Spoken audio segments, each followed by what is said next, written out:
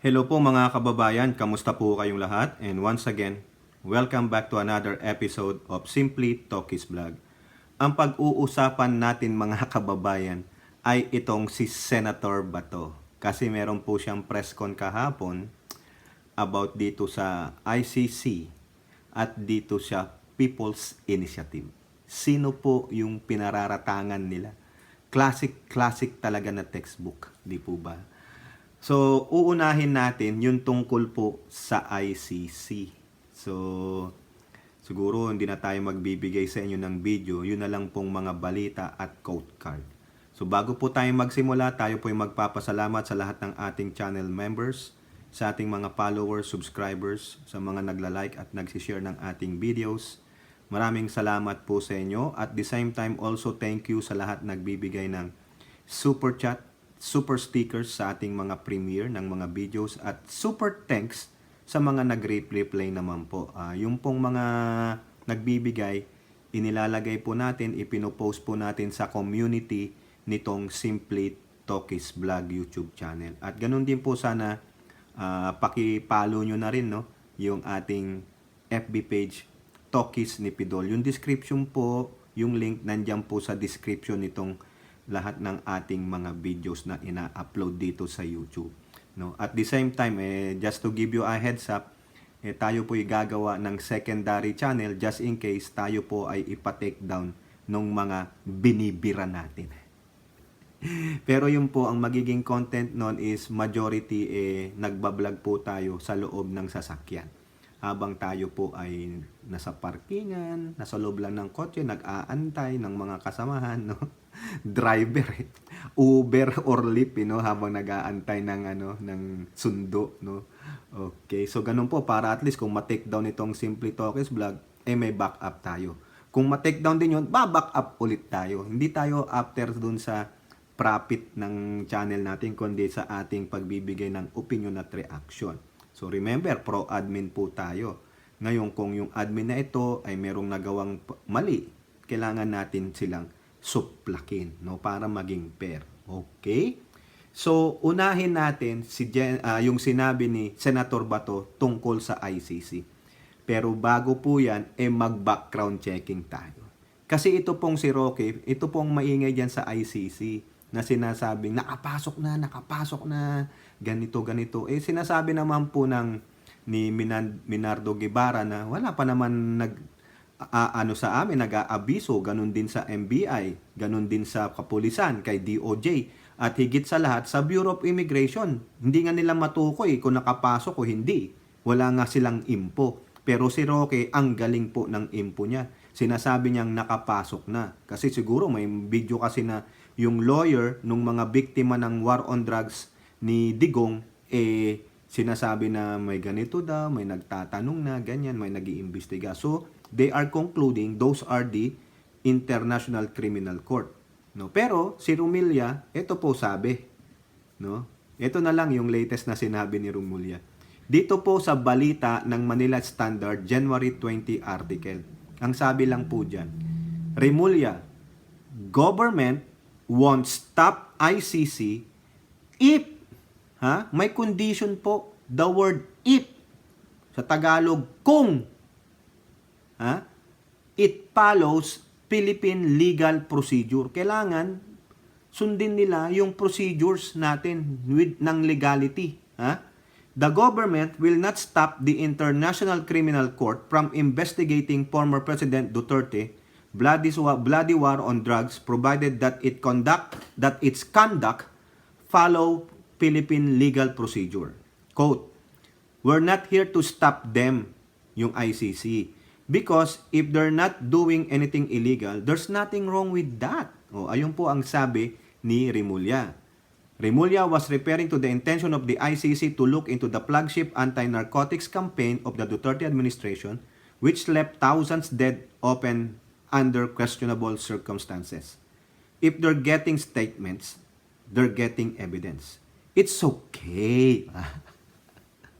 Remulla said on the ICC investigators as quoted by Kyodo News. Kyodo News sa Japan to eh. But we have to clarify many issues. especially about procedure. Ayan, dati jurisdiction, ngayon procedure na. The statement were in contrast to the adamant refusal by the current administration to cooperate with ICC investigators. Di ba? Tama? Di ba? Ang sabi jurisdiction. Ngayon, procedures na. Ito pa sabi niya, we will have to deal with several legal implications of the action of the ICC in the Philippines, and it might have to end up in Supreme Court of the country. Noting that procedural matters have to be observed to make sure that the rights of the people are respected. O, tama, mali. So, yan na po. So, ang mga kasangkot kasi dito sa ICC investigation, nandyan si Duterte, yung mag-amang Duterte, kasama po si Sara Duterte. Kaya nga nagsasalita, si Tamilmel. Hindi na siya Tamilmel pagdating doon. Si Bato, si Go, kasama yata dito sila, yung iba pa, yung mga inang mga prominent figure na alam ko, mga kababayan no? So, titignan natin. Okay? Now, alis tayo diyan kay Remulla. Dito po sa quote card na ito, yan yung si Bato nag-react sa sinabi ni Trillanes. Ito kasi si Trillanes, ito talagang kaaway ng mga Duterte, talagang nang uudyok ito, tingnan nyo. Based on the information, the ICC, yung investigators, have done what they needed to do in their initial investigation inside the country as far as the principal accused are concerned. For the primary respondents of the case, I believe they already have what they need. What we are waiting for right now is the warrant of arrest, which may come very, very soon. Kumbaga, naisahan po ang Pilipinas, nakapag-imbestiga na pala. Aray ko po! Ito pa yung pang-aasar ni Trillanes Tingnan nyo sa ng CNN Philippines lang, yung parang pinakita lang po dito sa Impact Leadership. Trillanes says, principal accused in the ICC's drug war is former Rodrigo Duterte. Secondary and tertiary accused are Senators Bato de la Rosa, Bongo, and BP Sara Duterte. Ala, paano napasok dito si Bongo? Talaga ang lakas lang mang asar nitong si Trillanes, ayan. Ngayon, itong si Bato, hindi na talaga siya mapalagay. Nababahala na po siya. Para na po siyang si Lenny. Nakakabahala. Tignan nyo rin to. Quote card sa Impact Leadership. Nakakatawa yung mga kababayan, Sabi noon ni Bato, noong January 4, after ng meeting nila kay Pangulo, yung parang Thanksgiving dinner nila, happy si Bato doon. Hindi niya nga daw po ma-disclose yung kanyang napag-usapan kay Pangulo. It's between me and the President. Pero happy ako. Sabi niya, di ba? Tuwan-tuwa siya. Kumbaga may assurance sa kanyang Pangulo na, hindi usad yan. Ngayon, nag-iingay si Trillanes. Tapos na palang mag-imbestiga. Parang napalautan si Bato. Nadenggoy ka ba, Bato? Kasi si Trillanes naampaw. Naiisa daw ang itlog, sabi ng Duterte ninyo. Sinabing, tapos na ang investigasyon. Nag-aantay na lang kami ng warrant of arrest. Sabi ni Bato. Ayun, nagpa-press con. Pero anong sabi niya nung January 4? Quote, naniniwala ako sa Pangulo. Buong-buo pa rin ang aking paniniwala sa kanya na hindi niya papapasukin ng ICC. Nyek, Trillanes, pasok. Nag-aantay na lang kami ng warrant of arrest. Ibig pala sabihin, nung isang taon pa nag-iimbestiga. Gago talaga tong si Ampaw, O ngayon, ano nangyari? Mga kababayan. Ano nangyari? Teka nga, iparinig ko na lang sa inyo yung video dito. para matuwa-tuwa naman tayo. Ito, nakita ko po to sa Twitter. Ito, panoorin natin 20 seconds video lang. May mga press ko niya nagtatanong na. Tapos tingnan nyo yung nakalarawan sa dingding sa kanyang right side. Si Trillanes. Nag-i-spy pa rin sa kanya si Trillanes. Sabi siguro ni Trillanes, Bro, I'm here. Don't worry. We're waiting for the warrant of arrest, bro. Stop your press con. Galit na galit si Mr. Clean. Tingnan nyo. Tingnan nyo. O, ayan na. Ayan na po. Ayan na po. Ayan na. Okay, 1, 2, 3, go. Mga mamamayan ninyo kami. Obligasyon Diba? ng palasyo Yes. na i-inform kayo. Oo, ano masabihan na lang kami. Hindi yung patago o para ang mangyayari niya, para tayo sinaksak sa likod niyan kapag gano'n, di ba? Magpatahan nyo kami kung umayag kayo. Hindi na yung... Oh, i-inform naman daw sila, kayo naman sa Malacanang, ikaw naman DOJ, i-inform mo naman sila kung pinapasok nyo o hindi. Ang tanong, sino bang nag-iingay? Natapos na ang investigasyon? Ang gobyerno ba o si Trililing Bato? Ikaw naman kasi Bato. Kung ako sa'yo, alam ko, worried ito si Senator Bato. Siyempre, sinong hindi mawo-worried yan, sinong hindi ma-stress. Ikaw ba naman, labasan ka ng warrant, international pagaling, nasaan ang due process mo? Tapos, pag gusto mo namang labanan, kailangan pumunta ka doon sa dahig. Kaso ba, kukulong ka doon eh. O, di ba? Nek-nek ninyo, sabi ni Bato, pero stressful po yan. Baka nga yan, tubuan bigla ng buhok yan si Bato. Kung tayo nakakalbo, pag na-stress siya, hindi, tutubuan ng bato, ng buhok. Stress siya. Kung ako sa'yo, Bato, personally, kausapin mo lang si Rimulya sa Kapangulo para magkaroon ka ng ease of mind. Saka yung peaceful ka. Para alam mo. Kasi yan, no, inasa likuran mo. Yan ang tratraidor sa'yo. Sabi niya, di ba? Para naman tayong sinaksak sa likod niyan. Ano yan? Distab? Ayan o, tingnan mo. Tingnan nyo yung larawan. Si Trillanes nasa dingding. Huy, may spy dito. Be prepare, Bato. Alam natin, matapang si Bato. Pero pagdating dito, nako, siguro pag local yung demanda, pwede. O, tingnan nyo tong kagaguhan din ng impact leadership. O, ang lakas din mang asar.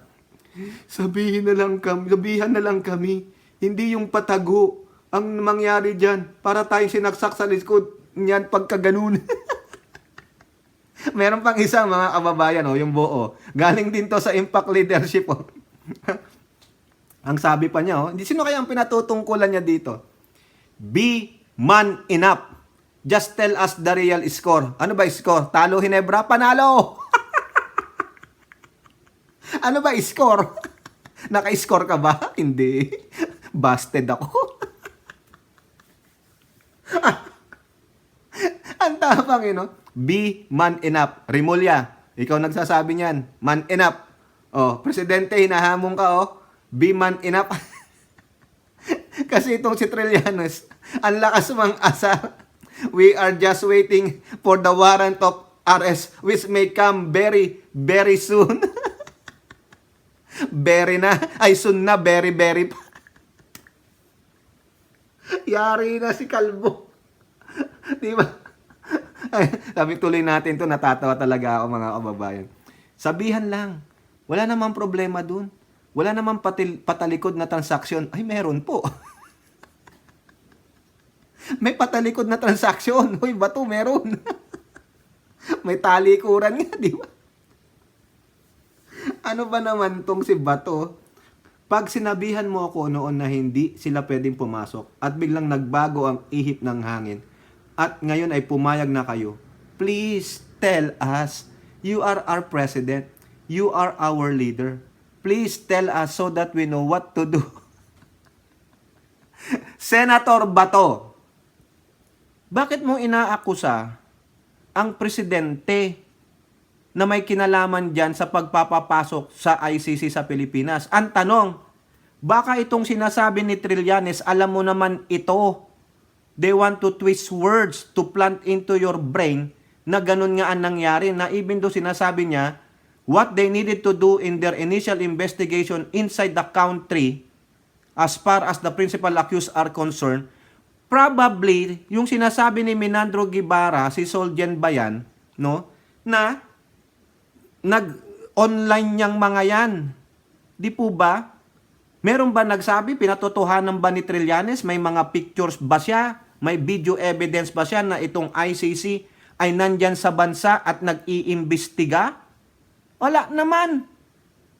Kumbaga, he is planting a seed to your brain para maniwala ka. Yung sinasabi nga nila sa Bureau of Immigration, di nga nila alam kung nakapasok yan. Wala silang record Pero the insinuation because of Trillanes' words, nagpapanik kayo tapos biniblame ninyo ang presidente. Di po ba nasasabihin yung double face ang presidente? Sinabi naman sa'yo, assurance niya kung ano man yung sinabi sa'yo. Tapos naglabas lang ito, nagbuka ng bibig si Trillanes at yung cohorts niya nawindang na ang tumbong mo. Ano ang sabi ng amo mong si Digong? Di papasukin ninyo. Di naman siya natatakot. Mag-imbestiga sila. Bakit ipapa-aresto na ba si Digong? O sino namang gonggong na magdadala sa inyo dun sa dahig? Hindi yan iaalaw ng mga supporters nyo. Sino ba si Trillanes? Di po ba? Kasi ang biglang blame dyan kay Presidente, yan ang hirap sa atin, Di po ba? Takot na takot ka. Di ba? Kung takot na takot ka pala, bakit hindi mo kausapin si DOJ? Hindi mo kausapin ang Presidente? O ano tong sinasabi ni Trillanes na nakapasok pala sa bansang ICC at nag-iimbestiga? What his proof? Nasaan yung ebidensya ni Trillanes na nakapag-imbestiga nga physically itong ICC investigator sa loob ng bansa? Wala nga silang mailabas. Ngayon, nag-iimikot ang tumbong mo dyan, saka nababalisa ka, nababahala ka, panay pa ang sisi mo sa presidente. You are our leader. Ano nga sasabihin ng presidente sa'yo? Wala nga silang alam. So you want to put words into the president's mouth na wala namang veracity, walang katotohanan. Ito lang, iniikot lang ni Trillanes yung istorya niya Takot na takot ka na. My God. Dahil lang dyan, apektado ka, senator. Si Jinggoy nga, na-acquit sa plunder, pero guilty sa bribery, hindi nag-iingay ng ganyan Lalabanan niya Ngayon ang matapang. Ikaw, nag-iimikot ang tumbong mo. Di po ba? Tako, Diyos mio. Ito pa daw yung patunay niya, ito, sabi na lang natin dito sa ABS-CBN. Yung sabihan nyo kami ng harapan, Bato urged Marcos Jr. to reveal truth on ICC probe.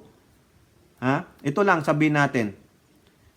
Bato, De La Rosa claimed that some journalists, claim niya na, even told him that the ICC investigators stayed in Boracay, but he still wants to hear it straight from the president's camp.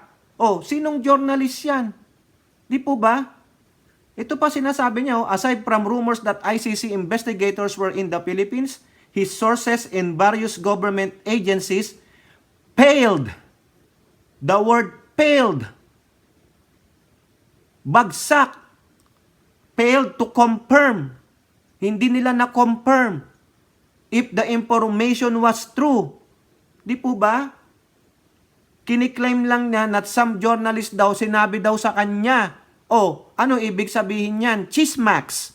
Nasaan ang ebidensya? Dapat pinicturan ng mga journalist tapos pinakita mo dyan sa press con mo. Ito yung larawan. Ito yung mga ICC investigators. Nasa Boracay sila. Bakit sila sa Boracay?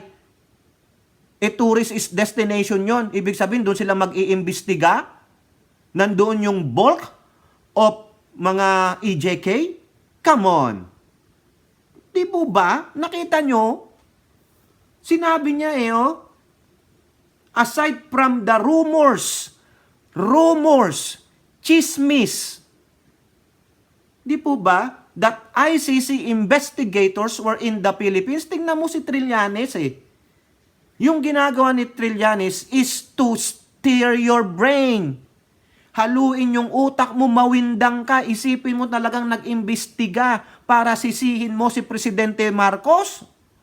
Ganon ang ginagawa nitong mga to. Pero sinabi mo rin, aside from rumors that ICC investigators in the Philippines, his sources, yung sources mo in various governments, agencies, failed to confirm. Hindi nila nakumpirma na yung information na ang ICC investigators ay nasa Pilipinas. Tapos sasabihin mo pa, from some journalist, no, kiniklaim mo, even told you, bibig lang. Baka nakakita lang dyan ng turista sa Boracay yung journalist, sasabihin na, uy, ICC investigator yan, without a definite proof. Nasaan ang veracity nun? Biray mo mag-stage sa Boracay? Nag-iimbestiga nga kayo, sa Boracay ka pupunta? Bakit nandun ba ang mga AJK? Ulit-ulitin natin. Tourist is destination yan eh. Di po ba? Sobra ka naman magtampo. No? Sabi ko naman sa'yo, kung malapit ka naman kay Pangulong Marcos, tanungin mo na lang siya. Hindi yung sa publiko mo pa, imamalain mo pa ang presidente, gagawin mo pa siyang sinungaling at walang isang salita. Ganun po ba? Sumama ka pa na isa sa mga paninira sa Pangulong Bongbong Marcos? Kakahiya naman kayo. Di po ba? Ang sakit naman yan. Wag na natin itong isama si Panelo, walang kwenta yan. Rumors, hindi napatunayan ng mga kakilala niya sa government agency. Tapos sinabi lang sa kanya ng mga kakilala niyang journalist na they are claiming na nasa Boracay yung mga ICC investigators. Tapos sasabihin mo na ng ganyang statement na biman anap, magsabi ng totoo ang presidente? Di po ba? Bakit ang presidente kagad ang tinutukoy ninyo? Hindi ka mag-imbestiga kay DOJ, karapatan mo yan. Bilang isang mamayan, sabi mo, tanungin mo si DOJ. Uy, Sek, totoo ba to? Sinasabi ni Trillanes? Wala na. My God. Basta lang bigyan na naman ng malisya ang Pangulong BBM, yan. Sumama ka pa na panggulo talaga. Stress ka, hindi mo na alam ang sinasabi mo. The only thing for you to do is to pray para mabigyan ka ng kahinahunan ng iyong pag-iisip. Let the Holy Spirit guide you. Kasi nagpapaniwala ka kay Trillanes. Antayin mo na lang yung katotohanan or better yet, talk to your friend, the President itself. Di ba makipag-appointment ka kay Presidente? Pwede naman para magkaroon ka ng kapayapaan sa iyong isipan at puso. Hindi sinupubliko mo. Di po ba?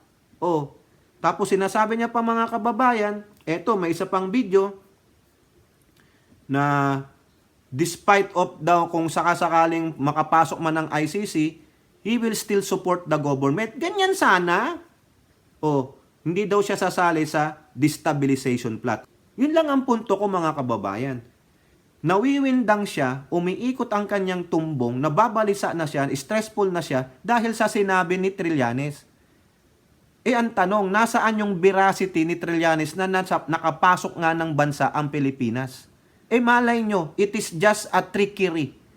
It is just a diversionary tactic para lalong mawindang ang mga Duterte, si Go at si Bato. Bakit si Go hindi naman nagsasalita dyan? Tahimik lang siya. Bakit si Bato ang ingay? Kala mo siya lang ang akusado. Tapos, diretsa sisi kay Pangulong Bongbong. Di po ba? Body-body naman kay ng Pangulo. Binigyan ka ng isang salita ng Pangulo. Sa palagay mo, ibabaliin niya yon? Tuwang-tuwa ka pa. Di ba? Pinakita natin yung quote card niya nung January 4. Tuwang-tuwa siya. Tapos ngayon, how many weeks after, nalulungkot ka na. 2 weeks after, masama na timpla mo. Maganda, kinausap mo ulit ang Pangulo. Di ba? Pina-verify mo. Hindi yung ipinapubliko mo. Pinahiya mo ang Pangulo. Sinasabi mong sinungaling ang Pangulo. Susmiyo, dahil lang sa sinabi ni Trillanes na nag-aantay na sila ng warrant of arrest. Wali, eto pa, isa niyang lintaya. After nung kay Ninong PBBM, kay Nong Martin naman siya pumunta. Sabi rin sa GMA News, Bato, Solons, Solons, marami yan. Hindi lang iisa. Said, Romualdez ordered PI signature campaign. Speaker denies. Ayan, Sabi daw ni Bato, Solon said, tingnan natin kung totoong sinabi ito ni Bato.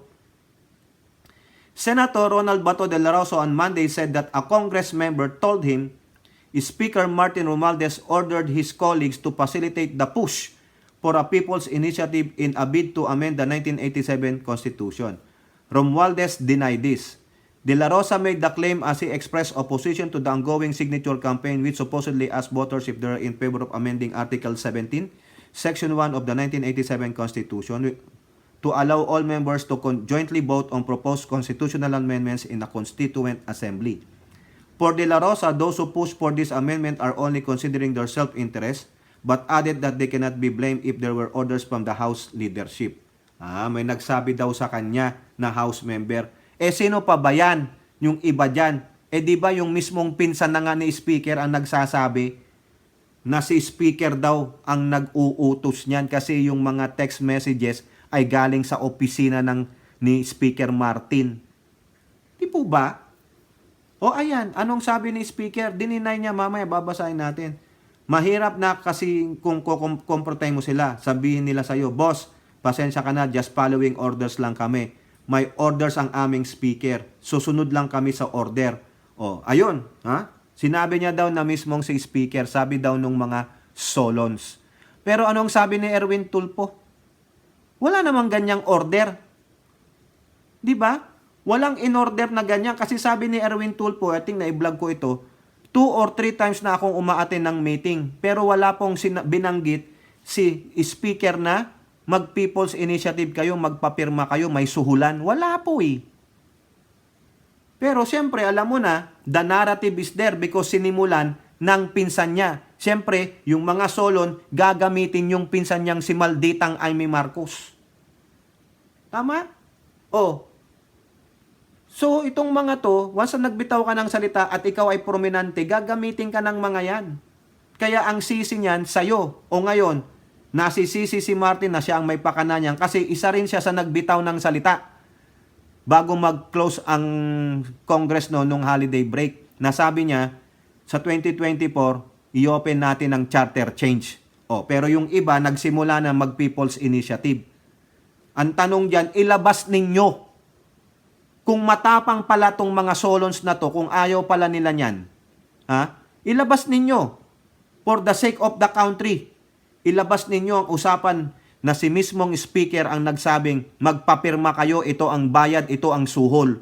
Yan, kasi sinasabi pa ni Amy Marcos, 20,000 per congressman daw para daw po dyan sa pirma sa kanilang mga constituents. O nasaan ang ebidensya? All of these are pure allegations.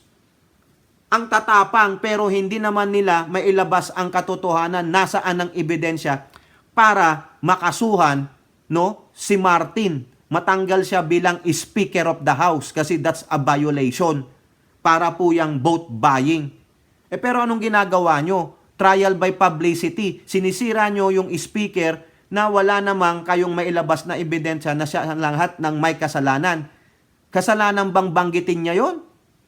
Kung iyon ang isa sa agenda nila, pero yung pinag-uutos na may suhulan, may bayaran, siya lahat, ilabas nyo ang ebidensya. Di po ba? Tama, mali? Ito pa sabi niya, further, De La Rosa divulged that constituents in Davao City were offered 100 to 3,000 exchange of their signatures for the People Initiative effort.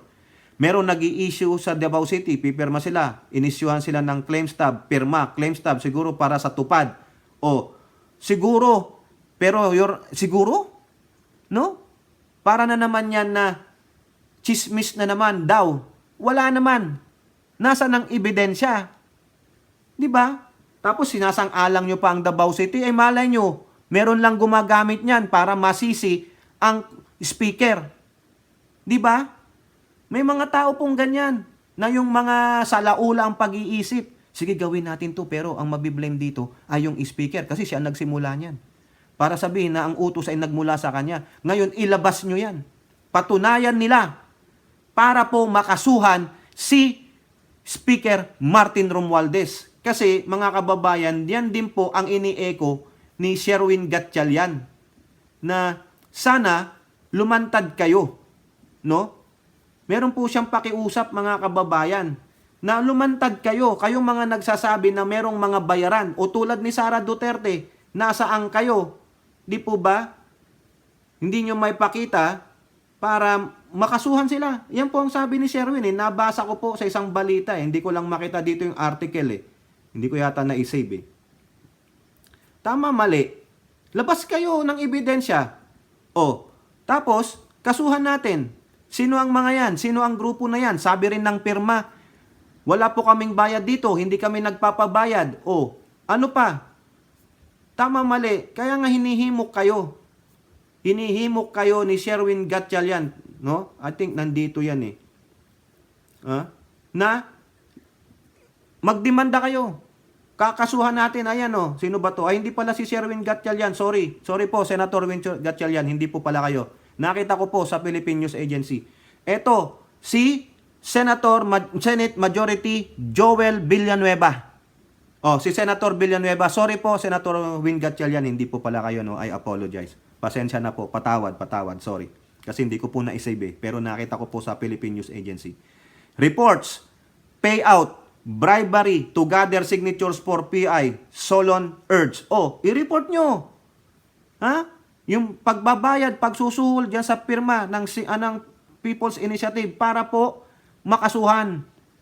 Ito po sabi ni Senator Villanueva, kung meron pong nagoyo na budol, gustong magreklamo at bawi ng kanilang perma, huwag po kayo matakot magsumbong, magpadala o mag-post ng video, picture, screenshot ng mga text ng panunuhol. Ayan. At tapos nito, magkakaso na.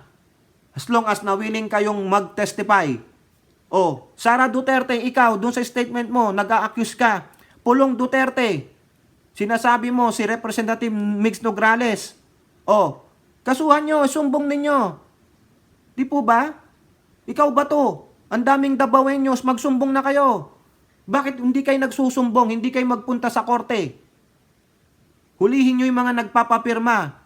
Dalhin ninyo sa munisipyo. At bidyuhan ninyo. Di ba? Importante po na ang tao ay mulat at nabibigyan ng tamang impormasyon. Hindi po pwede nabibigyan kayo ng ayuda o salapi para lamang pumirma. Ayan. Di ba? Ikaw, Jaime Marcos, sinasabi mo na nanggagaling sa opisina ni Martin Romualdez, ang suhulan ay 20 million kada congressman. Magdemanda na kayo para mawala na si Martin as Speaker of the House at matanggal bilang isang representante. Makakasuhan siya sa Sandigan Bayan. Kaysa ganyan, nag-iingay kayo, you are accusing of the Speaker na sa lahat ang may pakana. Porket sinabi niya yan during the closing of the Congress during the holiday break. Lahat na lang. Ilabas nyo na lahat. Kaya ngayon manawagan ni Senator Villanueva Alutin ko po, hindi po si Senator Win Gatchalian. Senator Win Gatchalian, sorry po, Okay, sa mga fans niya.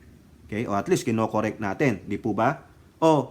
Dinggin ninyo yung panawagan ni Senator Joel Villanueva. Di ba? Isuplong ninyo, videohan ninyo, picturean ninyo. No? Hulihin ninyo yung nagpapapirma at nanunuhol sa inyo. That's bribery.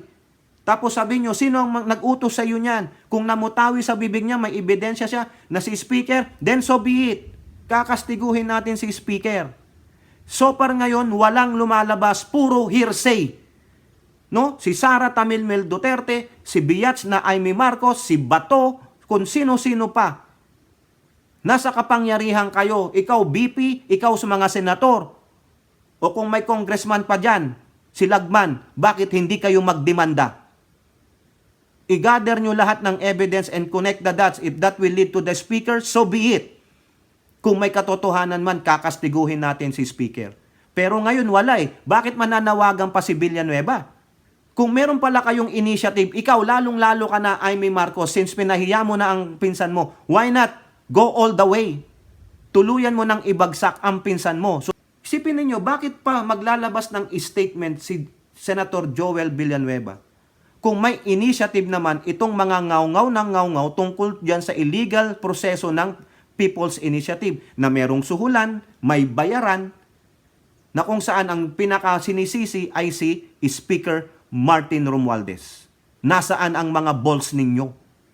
Kung totoong may prinsipyo kayo na para kayo sa kapakanan ng bayan, para para mawala ang korupsyon, hindi nabibenta ang prinsipyo nyo, the Baweños are not for sale, then why not do something about that illegal act ng suhulan, ng bribery? Bakit kinakailangan pang maglabas ng statement ng isang senador na Joel Villanueva about it? Dapat nung simula pa lang, lagman, ikaw ang unang bumuka ang bibig dyan sa bayaran dyan sa distrito mo sa Albay. Bakit hindi ka nagdemanda? Bakit hindi mo kinasuhan yung mga sinasabi mong mayors na tumanggap ng pera sa distrito mo? Bakit? Tapos sinakyang ka ni Amy Marcos. Sinakyang ka ng ilang mga kaanib mo sa LP. Sinakyang ka ni Tamil Mil. Sinakyang ka ng mga Dabaweños pero hindi naman pala PI ang kanilang pinoprotesta. Mga PI talaga sila na ang pinoprotesta ay protektahan si Sara Duterte. Ano naman ang kinalaman ng People's Initiative kay Sara Duterte? Tama, mali. O, nasaan ang inyong balls to do it now? Di ba? Nasaan? That's illegal. Panunuhol, bribery, milyon-milyon. Di ba, Amy Marcos, sabi mo, 20 million? Pero ang ano dun, daw, the word daw, D-A-W, meaning, chismis, walang veracity, walang katotohanan, is just purely speculations, kaya hindi sila makapagdemanda. Tama, mali. Kasi nung una pa lang, si Lagman pa lang, dapat nagsimula na siya dyan para hindi na po mapalaganap yan, para mahinto na yung pirma na yan. Hindi na magkakalat pa ng suhulan, bayaran. Doon pa lang, binigyan niya ng example sa advice na ibig sabihin, dinimanda ko kayo. Kaya may nademanda na, wag yun nang ituluyan. Di ba? Kasi kung may nagdemanda na, malamang yung nagsasagawa niyan, hihinto kasi ayaw nilang mademanda. Ayaw nilang makulong. Kaso hindi. You just open your mouth, you gave a narrative without presenting a proper proof. Iba, hinahamon nga siya ng mga kasama niya dun. Yung lalo na si ex-Bicol Party List Representative. Pati si Elizalde ko, na current representative ng Bicol Party List. Ako Bicol Party List. Wala eh. Tama, mali yung sinasabi ko. Dapat nung simula po lang na nagsisimula yung bayaran at suhulan sa distrito ni Lagman, nagdemanda na siya. Pinunta niya na sa korte yan. Hindi. So that's why there is a precedent na gayahin yun. O nagkalat halimbawa sila. Nagkalat ang suhulan. Because we did not do something on the very onset of the crime that is happening. Hinayaan natin yung crime na lumaganap, ayun. Ngayon, sinakyan na lang. Puro lang sila ngaw-ngaw. May bayaran dito. The Baweños are not for sale. May ito, may ito. Ayaw namin yan. O sino lang talaga ang may personal interest? Kung talagang ang interest ninyo ay para kayo sa bayan, on the very onset of the crime that is happening there and then, ay pinigilan nyo na. Hindi. Hinayaan nyo. So the crime is spread, quote yun quote. Ngayon, ginagatungan nyo pa. Sinasabi ko, kung matapang nga kayo, tulad ng panawagan ni Villanueva, kung may nakikita kayo, kung meron pong nagoyo na budol gustong magreklamo at bawiin ang kanilang pirma, huwag po kayong matakot magsumbong. Dapat ganyan ang sinabi ninyo. Picturean nyo o videohan ninyo yung mga taong yun para maimbestigahan at mapatunayan ang kanilang krimen at mapalabas kung sino yung nag-utos sa kanila. Hindi. Hinayaan ninyo because of your interest na patuloy na pag-usapan. Kung gusto nyo naman palang patayin yung apoy na init na usapin sa tiyatya na yan, dapat nung simula pa lang yan, pinatay na ninyo. Hindi. Hinayaan ninyong lalong maglagalab ang apoy. O ngayon, kontra todo kayo. Kasi kayo ang maaapektuhan. Kasi if that proceed,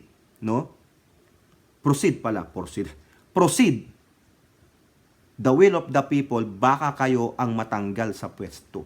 That's why you keep on mumbling. You keep opening your mouth and your mouth is spewing nonsense.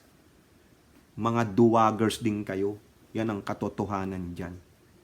Nobody speak up that Huwag niyong gawin yan at kayo ay madidemanda. Only this guy, the majority leader of the Senate, ang naglakas loob.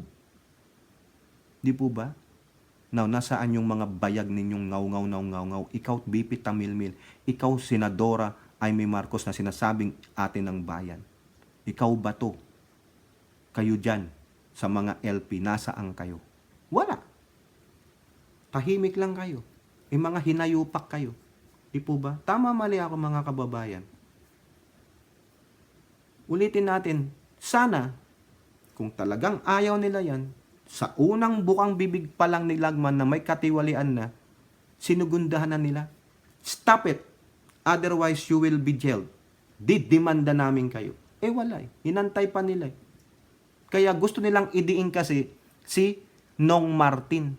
Gusto siyang idiin. Kaya yan, pinalawig ng pinalawig para yung naratiba, ito ay kagagawan ni Nong Martin kasi nga galit na galit sila kay Nong Martin. Gusto nilang sirain ang credibility ni Ninong Martin Romualdez. Kasi nung unang sumisira, yung mismong pinsan niya na isang Romualdez. Kasi nga, hindi naman Marcos si Martin eh. O sino sumisira kay Martin? Di isang Marcos. Yun nga lang, yung bitter, yung hindi naging presidente. Kaya, Amy, ikaw, magpresidente ka muna. Walang yaka. No? Eto, sa politiko, anong sagot ni Ninong Martin? Romualdez denies ordering congressman to gather signatures for People's Initiative. O yan, dininay niya po yung sinasabi ni Bato. Saan ba nanggaling yung sinasabi ni Bato? Malamang, textbook ni Amy Marcos. Di po ba? Yan ang number 1 fierce aso ni Sara Duterte. Yan ang taga-bakbak niya ni Sara Duterte. Kasi si Tamilmil walang bibig. Kaya ang taga-bakbak yung maldita ng bayan. Anong sabi ni Nong Martin? No orders, said Romualdez in response to a question regarding the claim of Senator Bato de la Rosa that a congressman told him that Romualdez ordered congressman to gather signatures. O dapat kay Bato, no? Inirecord niya yan. Kinuha niya yung pangalan kung matapang. Hindi, malay mo, sinisiraan lang si speaker. Di ba Bato? Di ka ba nag-iisip? Ang laki-laki ng ulo mo? Gaano ba kalaki ang utak na laman ng ulo mo? Meanwhile, House Majority Leader and Zamboanga Representative Manuel Jose Dalipi said Romualdez had already thanked the Senate for finally taking action on the House call to amend the restrictive economic provisions of the Constitution. Yan, ayan sabi ni Dalipi. Okay? Pero ang sabi ni Speaker Martin, Ninong Martin, walang order, galing sa akin. O ngayon, Bato, patunayan mo yan. Ang hirap sa inyo, ang gusto nyo, yung na-accuse pa ang maglalabas ng ng pruweba eh. Remember, the burden of proof lies with the accusers. Ang nangyayari dito, yung na-accuse ang gustong maglabas ng ebidensya, gago pala kayo eh. Di po ba? Tama, mali. Kakapal ng mukha nitong mga to.